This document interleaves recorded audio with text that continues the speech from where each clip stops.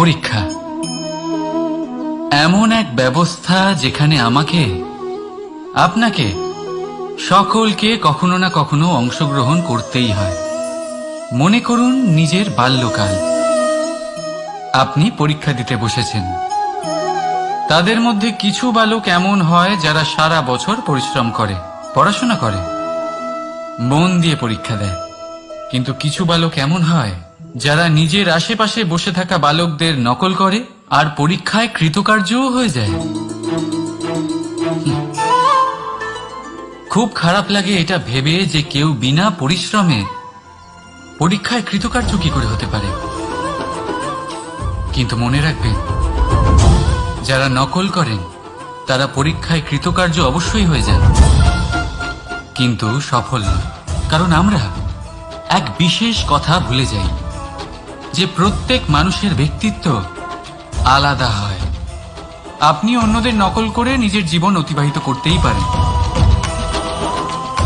কিন্তু যদি নিজের জীবনে সাফল্য লাভ করতে হয়, যদি নিজের জীবনে আনন্দ পেতে হয়, তাহলে মনে রাখবেন নিজের প্রশ্নগুলোর উত্তর জীবনে নিজেকেই খুঁজে বের করতে হবে। রাধা রাধা। কখনো কোনো পাখিকে দেখেছেন?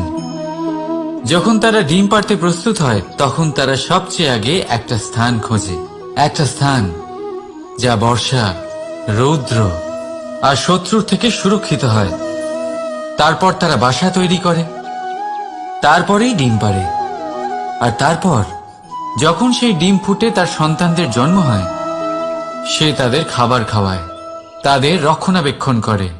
কিন্তু যখন তাদের ডানা গজায়, তখন না সে তাদের খাবার দেয় আর না তাদের বাসা বানাতে শেখায়।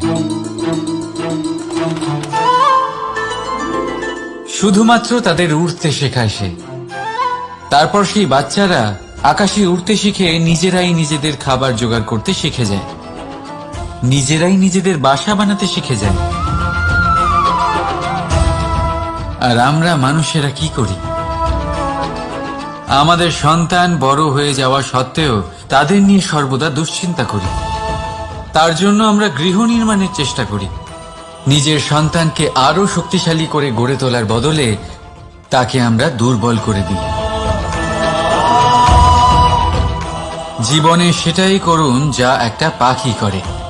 নিজের সন্তানকে আকাশে ওড়ার শিক্ষা দিন, সংস্কার দিন, আর একটা নির্দিষ্ট সময়ের পরে তাকে নিজের আকাশ নির্ধারণ করতে মুক্ত করে দিন। রাধা রাধা। আসুন, আজ আপনাকে আমি একটা গল্প শোনাই। একবার এক চক্ষুহীন মানুষ মন্দিরে গেল ঈশ্বরের দর্শন করার জন্য। এবারে যখন ওখানে উপস্থিত লোকেরা জানতে পারল যে এই ব্যক্তি চক্ষুহীন, তখন কিছু লোক তাকে উপহাস করতে শুরু করে দিল।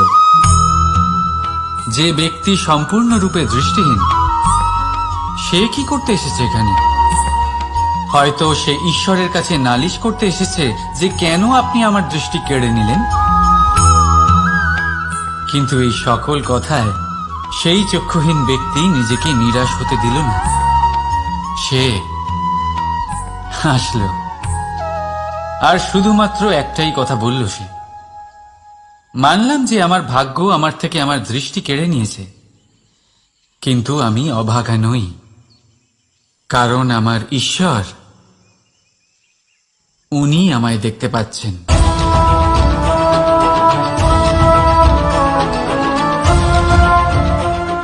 তাই মনে রাখবেন, দৃষ্টি নয়, দৃষ্টিভঙ্গি আবশ্যক। যদি আপনার দৃষ্টিভঙ্গি শুভ হয়, তাহলে অশুভর মধ্যেও আপনি শুভ দেখতে পাবেন। আর মন প্রসন্ন হয়ে বলবে, রাধা রাধা।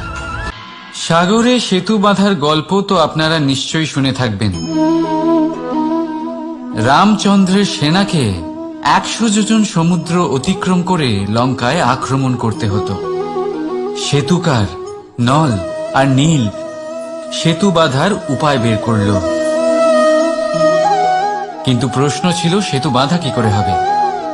সমুদ্র অত্যন্ত গভীর, কত পাথর দেওয়া হলে এই বিশাল সমুদ্র অতিক্রম করা সম্ভব হবে। তখন এক উপায় নির্ধারিত হলো। পাথরের ওপর লেখা হলো রামের নাম। আর যখন সেই পাথরগুলোকে সাগরে ফেলা হলো, সেগুলো ভাসতে লাগলো। এবারে কেউ বলবেন এটা রামচন্দ্রের নামের মহিমা, কেউ বলবেন এটা নারায়ণের কোনো জাদু। কিন্তু না, এটা রামচন্দ্রের সেই গুণ, ওনার ব্যক্তিত্বের সেই মহান দিক যা ওনার প্রতিনিধিত্ব করেছে। তাই সেই পাথরও সাগরে ভেসে ওঠে।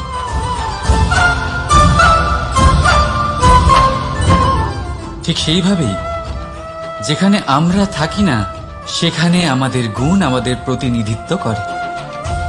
আমাদের নামের শক্তি আমরা নিজেরাই তৈরি করি, আমাদের কর্ম দিয়ে, আমাদের গুণ দিয়ে। এবার সিদ্ধান্ত আপনার যে আপনার নামের সাহায্যে কেউ বিপদ থেকে উদ্ধার হবে, নাকি আপনার দুষ্কর্মের ফলে কেউ ডুবে যাবে। ভালো করে ভেবে দেখুন। রাধা রাধা। মানুষ যখন সাফল্য অর্জন করে, তখন তার মধ্যে জাগে অহংকার। আর এই সময় মানুষ সচরাচর একটা কথা ভুলে যায়, নত হতে। সে ভাবে যে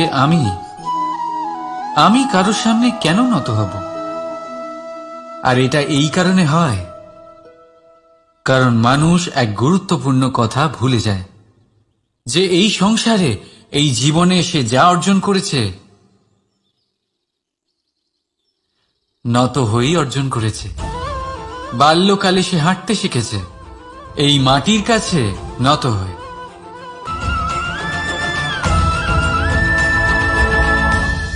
রাধা রাধা। আপনি এই সংসারে এমন অনেক মানুষ চেনেন যারা অত্যন্ত স্বার্থপর, যারা শুধুমাত্র প্রয়োজন পড়লেই আপনার কথা মনে করে। তাছাড়া বহু বছর তাদের দেখাই পাওয়া যায় না, কিন্তু যখনই তাদের আপনার সাহায্যের প্রয়োজন পড়ে, হাত জোর করে আপনার সামনে এসে উপস্থিত হয়। বড়ই রাগ হয় এদের ওপরে, মন ভারী হয়ে ওঠে। মন এই কথাই বলে যে এই ব্যক্তির সাহায্য করা উচিত নয়। কিন্তু আপনি এরকম কখনোই করবেন না। আপনি বলবেন, কেন বলছি আমি এই কথা? মনে রাখবেন, আলোর খোঁজ মানুষ শুধুমাত্র তখনই করে যখন অন্ধকার গভীরতর হয়। তাকে স্বার্থপর ভেবে নিজের মনকে বিচলিত করবেন না। নিজেকে আলো মনে করে আনন্দে থাকুন। ভাগ্যবান মনে করুন নিজেকে, যে কারোর বিপদের সময় তার আপনার কথা মনে পড়েছে, যে আপনি এই সংসারে কাউকে সাহায্য করার যোগ্যতা রাখেন।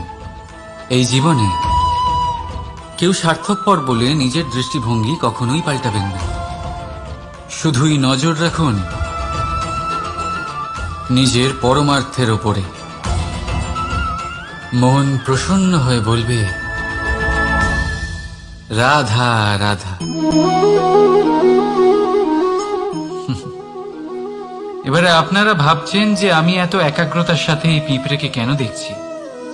আপনাকে বলি যে আজ এই পিঁপড়েকে দেখে আমি মন্ত্রমুগ্ধ হয়ে গেছি। ওর রূপ বা ওর আকার দেখে নয়, এই পিঁপড়ের প্রচেষ্টা দেখে।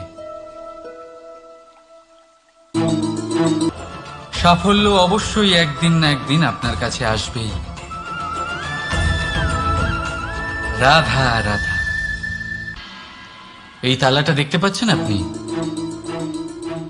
এই তালাকে ভেঙেও খুলে দেওয়া যায়, আবার ভালোবেসেও খুলে দেওয়া যায়। অর্থাৎ এই তালাটা আপনি এই চাবির দ্বারাও খুলে দিতে পারেন,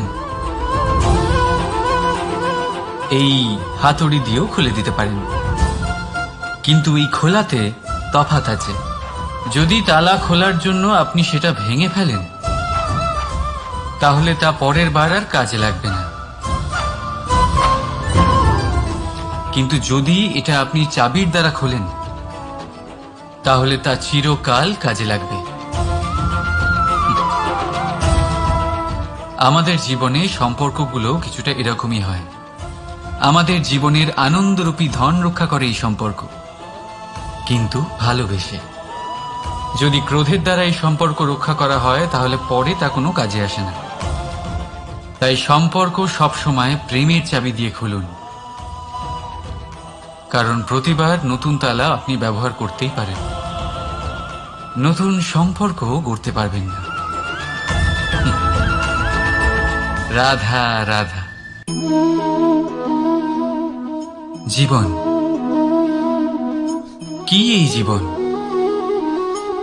আমরা জন্ম নিই, বড় হয়ে উঠি, আমাদের মা বাবা আমাদের পালন করেন, তারপর তাদের অর্থ দিয়ে আমাদের বাল্যকাল কাটে, আমরা আরো বড় হই, বিবাহ বন্ধনে আবদ্ধ হই, আমাদেরও সন্তান হয়, আমরা তাদের পালন করি, তারপর আমরা বৃদ্ধ হই, আর একদিন এই সংসার ছেড়ে আমরা সকলে চলে যাই। এটাই কি জীবন? আপনার মনে এই প্রশ্ন হয়তো অনেকবার জেগেছে, তাই না? এবার একটু জলের যাত্রাপথ লক্ষ্য করুন। সাগর থেকে বাষ্প হয়ে ওঠে এই জল, মেঘ হয়ে ঝরে পড়ে সে, তারপর নদী হয়ে আবার সাগরে মিলিয়ে যায়। কিন্তু কখনো এই প্রশ্ন করে না যে তার জীবন কি, তার উদ্দেশ্য কি।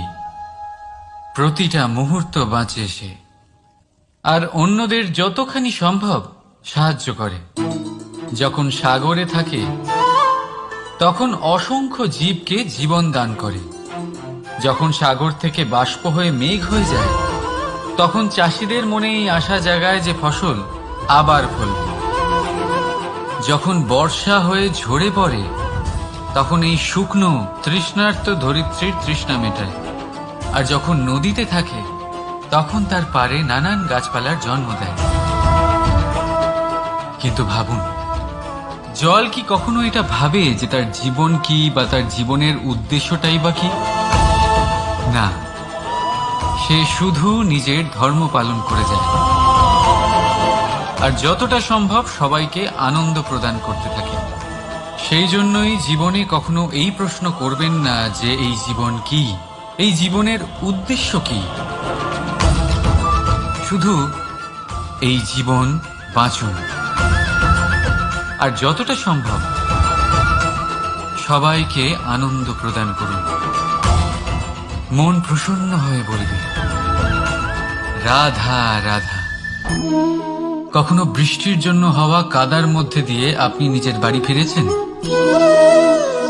পাদুকা পরার জন্য আপনি ওই কাদা থেকে অবশ্যই বেঁচে যান, কিন্তু সেই পাদুকা থেকে আগত নোংরা কাদার ছিটে আপনার বস্ত্রকে ময়লা করেই দেয়। কিন্তু তাও সেই ছিটের জন্য আপনার বস্ত্র ময়লা হয়ে যাবে, সেই জন্য আপনি পাদুকা পরা ছেড়ে দেন না। ঠিক সেইভাবেই জীবনে এমন কিছু মানুষও আসেন যারা পাদুকার মতো হন, যারা আপনাকে কাদার থেকে বাঁচিয়ে নেন, কিন্তু বস্ত্ররূপী আপনার মনের উপরে আশঙ্কার দাগ ছেড়ে যান। এইসব মানুষের জন্য নিজের মন ছোট করার কোনো প্রয়োজন নেই। প্রয়োজন আছে শুধু এটা ভাবার যে আপনি নিজের পা কাদার থেকে বাঁচাবেন নাকি আপনার বস্ত্র। জীবনে গম্ভীর হওয়া ভালো কথা, কিন্তু সমস্ত বিষয় যদি গম্ভীরভাবে ভাবতে থাকেন, তাহলে জীবনের আনন্দটাই শেষ হয়ে যাবে। এই সংসার অস্থায়ী, এখানে এমন কিছুই নেই যা চিরকাল জীবিত থাকবে। তাই যতক্ষণ এই জীবন আছে, সন্তুষ্টি আর আনন্দ নিয়ে বাঁচুন। নিজের ওপর আগত কাদার ছিটের দিকে মন দেবেন না, শুধু আনন্দ বিতরণ করুন। মন প্রসন্ন হয়ে বলবে রাধা রাধা। আসুন, আজ আপনাকে আমি একটা গল্প শোনাই। একবার এক চক্ষুহীন মানুষ মন্দিরে গেল ঈশ্বরের দর্শন করার জন্য। এবারে যখন ওখানে উপস্থিত লোকেরা জানতে পারল যে এই ব্যক্তি চক্ষুহীন, তখন কিছু লোক তাকে উপহাস করতে শুরু করে দিল। যে ব্যক্তি সম্পূর্ণরূপে দৃষ্টিহীন, সে কি করতে এসেছে এখানে? হয়তো সে ঈশ্বরের কাছে নালিশ করতে এসেছে যে কেন আপনি আমার দৃষ্টি কেড়ে নিলেন। কিন্তু এই সকল কথায় সেই চক্ষুহীন ব্যক্তি নিজেকে নিরাশ হতে দিল না। সে হাসল আর শুধুমাত্র একটাই কথা বলল সে, মানলাম যে আমার ভাগ্য আমার থেকে আমার দৃষ্টি কেড়ে নিয়েছে, কিন্তু আমি অভাগা নই, কারণ আমার ঈশ্বর, উনি আমায় দেখতে পাচ্ছেন।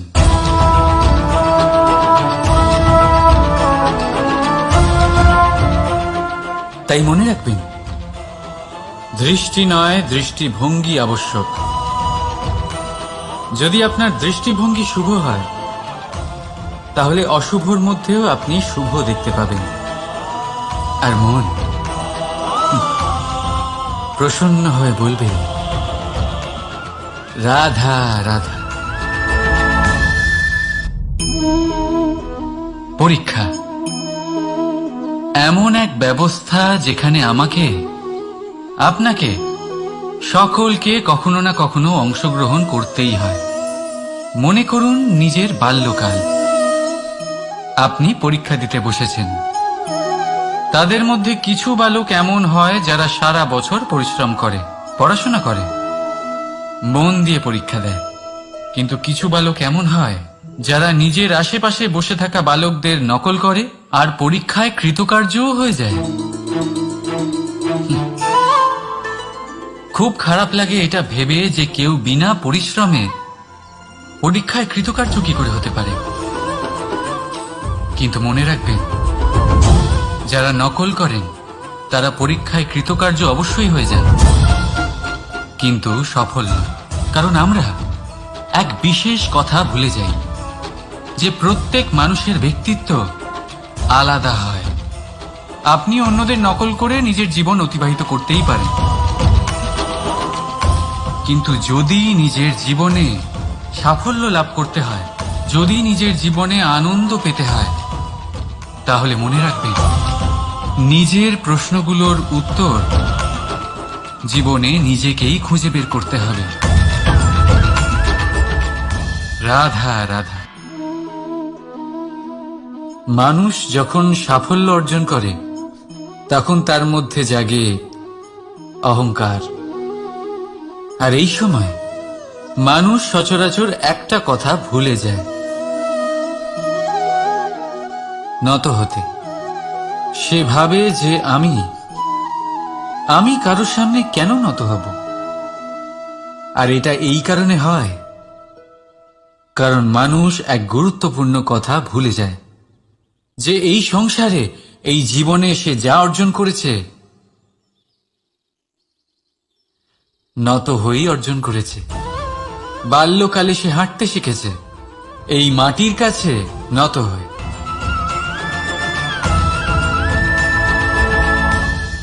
রাধা রাধা।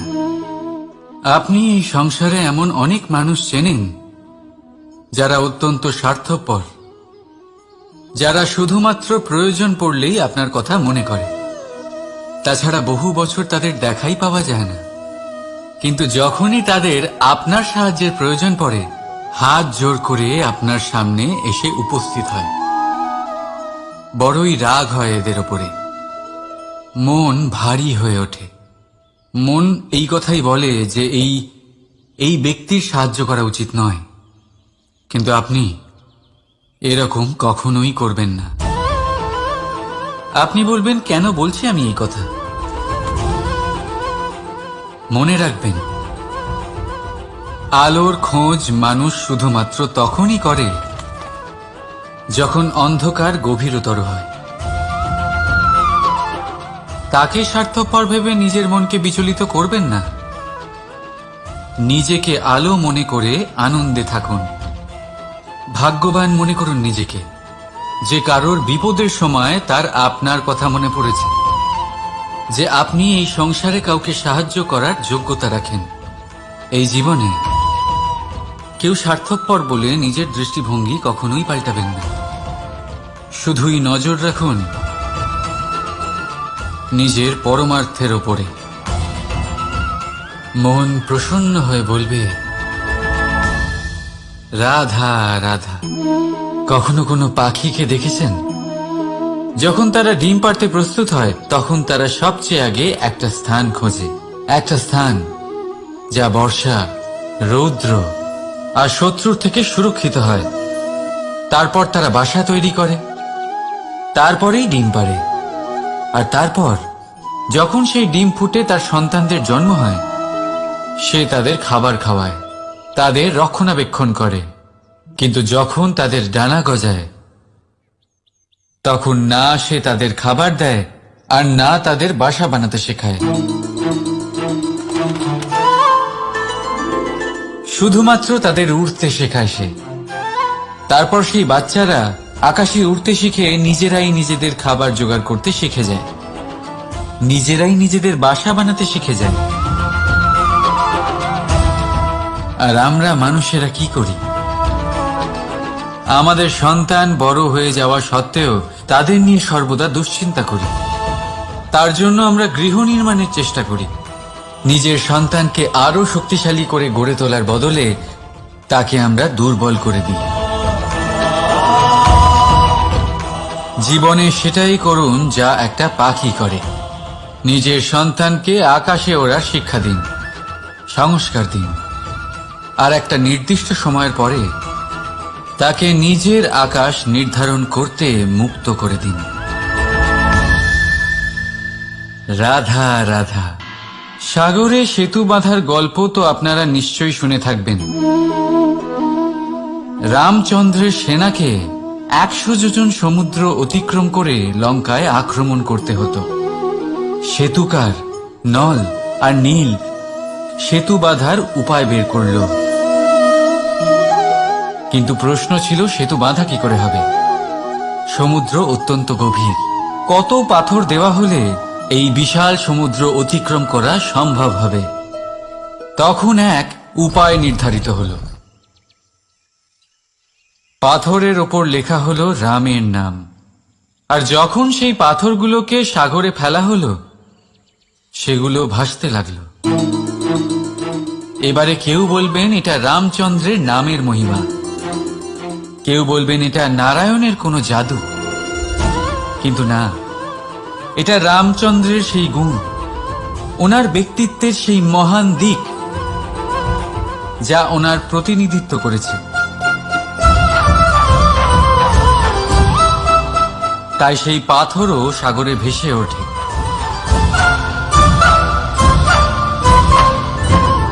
ঠিক সেইভাবেই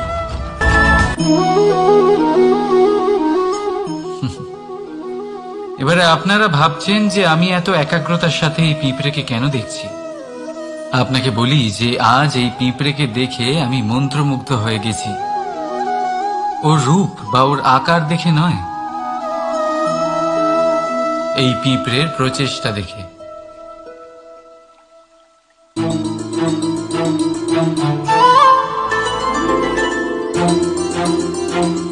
আপনি জানেন, অজস্র পরিশ্রমের পরেই পিঁপড়ে তার নিজের একটা ছোট বাড়ি বানাতে পারে, যা অন্য প্রাণীদের জন্য অত্যন্ত সহজ ব্যাপার। তাই পিঁপড়ের জন্য তার জীবনের সবচেয়ে বড় ঘটনা, সবচেয়ে বড় সাফল্য তার। ভবিষ্যতে এই পিঁপড়ে থাকুক বা না থাকুক, তাদের বানানো বাড়ি বহু বছর অবধি টিকে থাকে। জীবনে সাফল্যের সাথেও ঠিক এমনটাই ঘটে।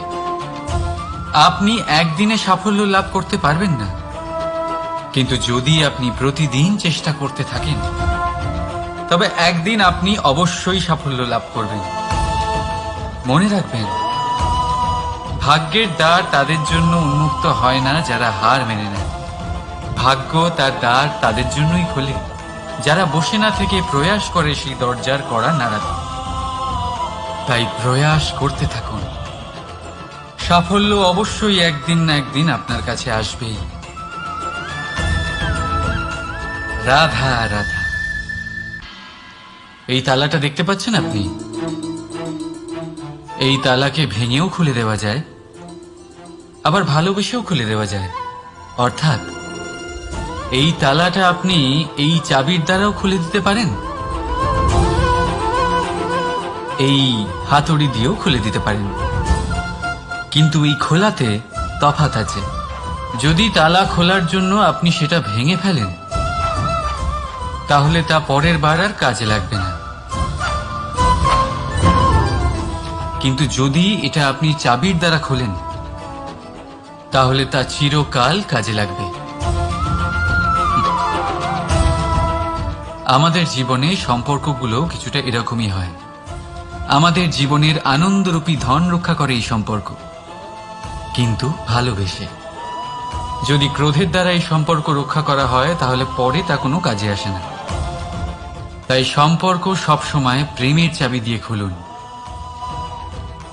কারণ প্রতিবার নতুন তালা আপনি ব্যবহার করতেই পারেন, নতুন সম্পর্ক গড়তে পারবেন না। রাধা রাধা। জীবন কি? এই জীবন আমরা জন্ম নিই, বড় হয়ে উঠি, আমাদের মা বাবা আমাদের পালন করেন, তারপর তাদের অর্থ দিয়ে আমাদের বাল্যকাল কাটে। আমরা আরো বড় হই, বিবাহ বন্ধনে আবদ্ধ হই, আমাদেরও সন্তান হয়, আমরা তাদের পালন করি, তারপর আমরা বৃদ্ধ হই, আর একদিন এই সংসার ছেড়ে আমরা সকলে চলে যাই। এটাই কি জীবন? আপনার মনে এই প্রশ্ন হয়তো অনেকবার জেগেছে, তাই না? এবার একটু জলের যাত্রাপথ লক্ষ্য করুন। সাগর থেকে বাষ্প হয়ে ওঠে এই জল, মেঘ হয়ে ঝরে পড়ে সে, তারপর নদী হয়ে আবার সাগরে মিলিয়ে যায়। কিন্তু কখনো এই প্রশ্ন করে না যে তার জীবন কি, তার উদ্দেশ্য কি। প্রতিটা মুহূর্ত বাঁচে সে, আর অন্যদের যতখানি সম্ভব সাহায্য করে। যখন সাগরে থাকে, তখন অসংখ্য জীবকে জীবন দান করে। যখন সাগর থেকে বাষ্প হয়ে মেঘ হয়ে যায়, তখন চাষিদের মনে এই আশা জাগায় যে ফসল আবার ফলবে। যখন বর্ষা হয়ে ঝরে পড়ে, তখন এই শুকনো তৃষ্ণার্ত ধরিত্রীর তৃষ্ণা মেটায়। আর যখন নদীতে থাকে, তখন তার পাড়ে নানান গাছপালার জন্ম দেয়। কিন্তু ভাবুন, জল কি কখনো এটা ভাবে যে তার জীবন কি, বা তার জীবনের উদ্দেশ্যটাই বা কি? না, সে শুধু নিজের ধর্ম পালন করে যায়, আর যতটা সম্ভব সবাইকে আনন্দ প্রদান করতে থাকে। সেই জন্যই জীবনে কখনো এই প্রশ্ন করবেন না যে এই জীবন কি, এই জীবনের উদ্দেশ্য কি। শুধু এই জীবন বাঁচুন, আর যতটা সম্ভব সবাইকে আনন্দ প্রদান করুন। মন প্রসন্ন হয়ে বলবে রাধা রাধা। কখনো বৃষ্টির জন্য হওয়া কাদার মধ্যে দিয়ে আপনি নিজের বাড়ি ফিরেছেন? পাদুকা পরার জন্য আপনি ওই কাদা থেকে অবশ্যই বেঁচে যান, কিন্তু সেই পাদুকা থেকে আগত নোংরা কাদার ছিটে আপনার বস্ত্রকে ময়লা করেই দেয়। কিন্তু তাও সেই ছিটের জন্য আপনার বস্ত্র ময়লা হয়ে যাবে, সেই জন্য আপনি পাদুকা পরা ছেড়ে দেন না। ঠিক সেইভাবেই জীবনে এমন কিছু মানুষও আসেন যারা পাদুকার মতো হন, যারা আপনাকে কাদার থেকে বাঁচিয়ে নেন, কিন্তু বস্ত্ররূপী আপনার মনের উপরে আশঙ্কার দাগ ছেড়ে যান। এইসব মানুষের জন্য নিজের মন ছোট করার কোনো প্রয়োজন নেই। প্রয়োজন আছে শুধু এটা ভাবার যে আপনি নিজের পা কাদার থেকে বাঁচাবেন, নাকি আপনার বস্ত্র। জীবনে গম্ভীর হওয়া ভালো কথা, কিন্তু সমস্ত বিষয় যদি গম্ভীরভাবে ভাবতে থাকেন তাহলে জীবনের আনন্দটাই শেষ হয়ে যাবে। এই সংসার অস্থায়ী, এখানে এমন কিছুই নেই যা চিরকাল জীবিত থাকবে। তাই যতক্ষণ এই জীবন আছে সন্তুষ্টি আর আনন্দ নিয়ে বাঁচুন। নিজের ওপর আগত কাদার ছিটের দিকে মন দেবেন না, শুধু আনন্দ বিতরণ করুন। মন প্রসন্ন হয়ে বলবে রাধা রাধা। আসুন, আজ আপনাকে আমি একটা গল্প শোনাই।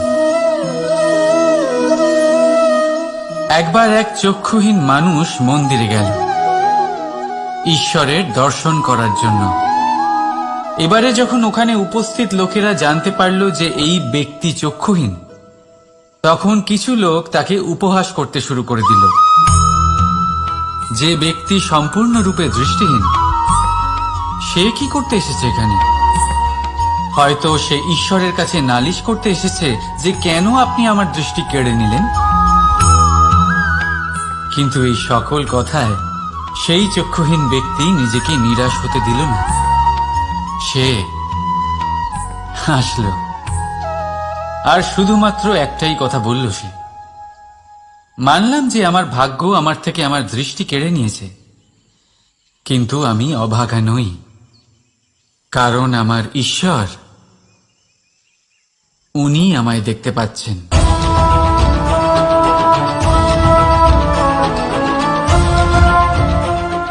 তাই মনে রাখবেন, দৃষ্টি নয় দৃষ্টিভঙ্গি আবশ্যক। যদি আপনার দৃষ্টিভঙ্গি শুভ হয় তাহলে অশুভর মধ্যেও আপনি শুভ দেখতে পাবেন। আর মন প্রসন্ন হয়ে বলবে রাধা রাধা।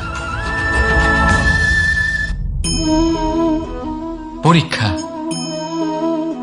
এমন এক ব্যবস্থা যেখানে আমাকে, আপনাকে, সকলকে কখনো না কখনো অংশগ্রহণ করতেই হয়। মনে করুন নিজের বাল্যকাল। আপনি পরীক্ষা দিতে বসেছেন।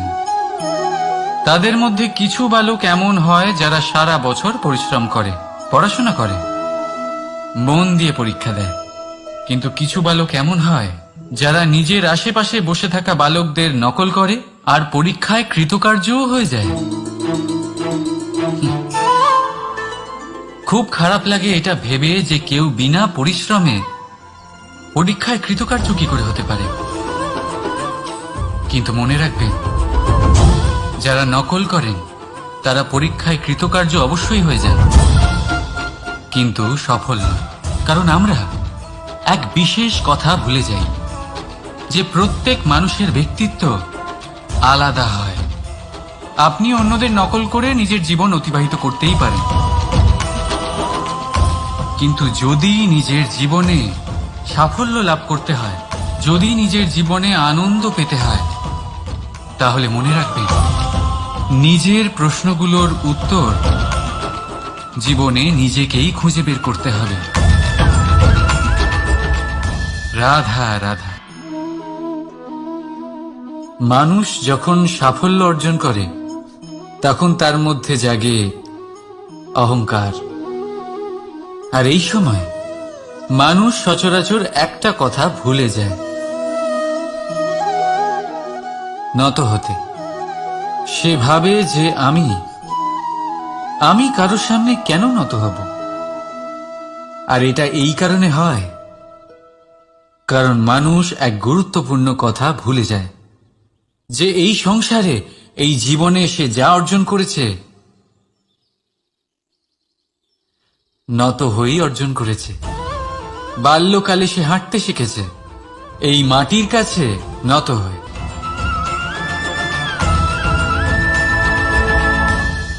রাধা রাধা।